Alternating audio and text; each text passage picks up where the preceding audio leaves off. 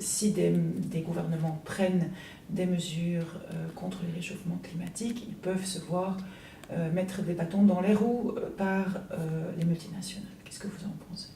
Je pense que c'est un discours assez typique d'une certaine gauche. Et parfois, j'étais à des débats où j'ai entendu ces espèces d'idées toutes faites assénées telles quelles.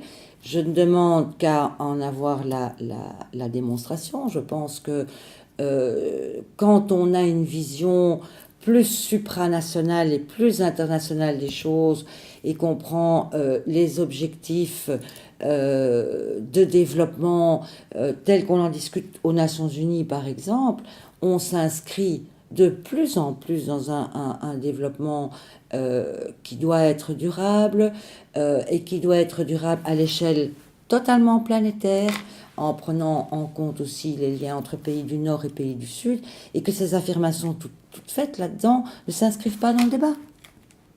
De wereld verandert als de tijd. Wat ik verwijt aan degenen die geen open economie wensen, is dat zij verzaken aan de uitdagingen, ook milieu.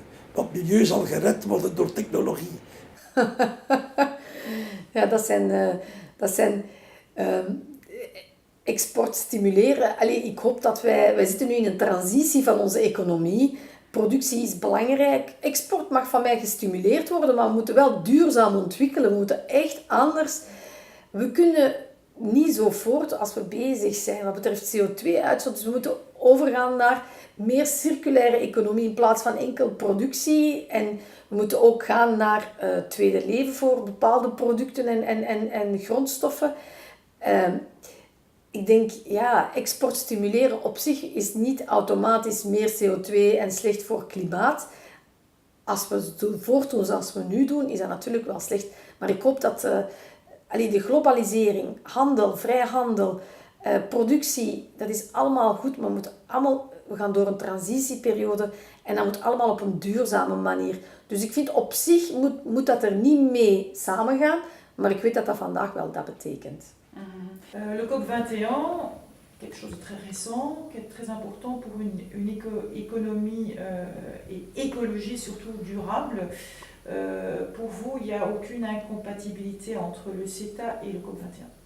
Mais non, ce qui est assez remarquable et qui doit vraiment être souligné, c'est que l'Union européenne et le Canada se sont mis d'accord sur un chapitre large traitant du développement durable. Et dans ce chapitre, vous trouvez le cadre de référence, les valeurs, les objectifs poursuivis par l'Union européenne et par le Canada. Et dans ce cadre de référence figurent les engagements internationaux à l'égard notamment de l'Organisation internationale du travail, en matière de lutte contre le réchauffement climatique, en matière de protection de l'environnement, les valeurs en matière de protection des consommateurs, et le fait que le CETA ne porte en rien atteinte au droit à réguler des autorités canadiennes et européennes. Ce droit de réguler est confirmé à de nombreux endroits dans le CETA, mais donc ce chapitre développement durable est le plus large, le plus ambitieux jamais négocié par l'Union européenne avec un pays tiers, qui définit donc l'ensemble des objectifs, des valeurs poursuivies par les deux parties, dont fait partie la lutte contre le changement climatique et donc les résultats de la COP21.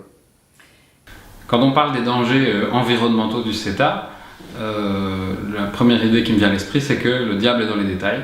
Parce que si je lis le chapitre environnement du CETA, il est lui-même extrêmement rassurant. C'est un chapitre que Mme Malmström aime d'ailleurs beaucoup mettre en évidence pour dire vous voyez, il n'y a pas de danger, il n'y a pas de danger. Cet accord dit qu'on doit respecter les grandes conventions internationales sur l'environnement, que les États ont le droit et le devoir de protéger l'environnement, la santé, les consommateurs, etc. Le problème, c'est qu'il faut aller lire l'intégralité des 1600 pages du CETA pour trouver tous ces détails qui, eux, mettent fortement en danger les normes environnementales.